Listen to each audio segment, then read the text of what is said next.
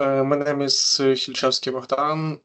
I'm from Force, Ukraine, and also I am medical oncologist. And today my presentation focuses on the pressing question of how long checkpoint inhibitors such as pembrolizumab or nivolumab should be administered.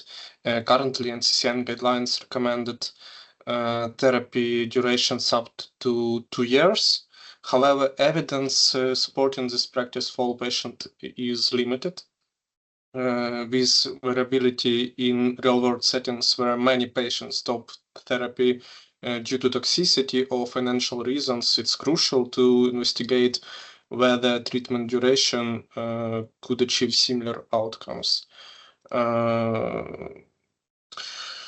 Checkpoint inhibitors provide significant benefits, but long-term therapy poses the following challenges: medical, economic, and social.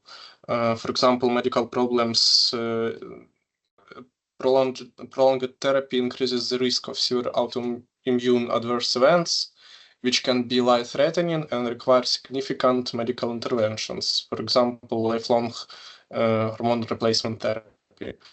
Economic challenge due to the high cost of this therapy, of these drugs, and social problem. It's because for many patients, completing a full 1 or 2 year course of therapy is simply not feasible for a variety of reasons. What the gaps we have in here? Clinical trials mostly test 1 or 2 years duration, for example, in adjuvant or metastatic settings without strong evidence for all patient subgroups. And in clinical practice, patients with financial constraints or severe toxicities often discontinue earlier. And this is the unanswered question: can shorter immunotherapy be as effective as long-duration immunotherapy? In the next slide, I want you to see NCCN guidelines, and for example, guidelines for melanoma. There are the phrase like the optimal duration of anti-PD-1 therapy remains unknown for today. And for example, breast cancer metastatic, it proposes therapy for 24 months, or for example, disease progression or until unmanageable toxicity, and that's all. This accepts emphasize variability and lack of robust evidence behind the current recommendations, and they serve as a strong starting point for exploring real-world data to address these gaps. Next slide. Study design and methodology. I propose to compare outcomes. First of all, this is progression-free survival and overall survival between short duration, for example, 3, 6, or 9 months, and long duration immunotherapies.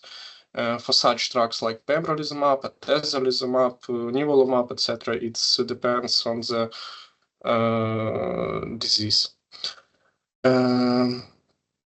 We should take retrospective cohort study using OMOP-CDM and Odyssey standardized vocabularies, and we should take 3 cohorts with short therapy for 3 and 6 months, for 6-9 months, and long therapy duration from 1 year to 2 years. And also we can subgroups subjects. This is in the next slide. And for endpoints, for endpoints, primary, as I said, progression-free survival and overall survival, and secondary immune-related adverse events, quality of life, and also biomarker response. What about subgroups? By cancer type, it can be melanoma, it can be lung cancer or breast cancer, and so on. By therapy settings, it can be adjuvant or metastatic setting, and so on. And also we can make strata by PD-L1 expression or ctDNA. Expected outcomes. Short therapy may offer comparable progression-free survival or overall survival for some of studied groups. This is some main hypothesis, and long-term therapy may remain necessary for high-risk patients. And also it can be reduced immune-related adverse events for some patient. Broader implication inform NCCN guidelines to tailor therapy duration to promote most cost-effective and personalized cancer care.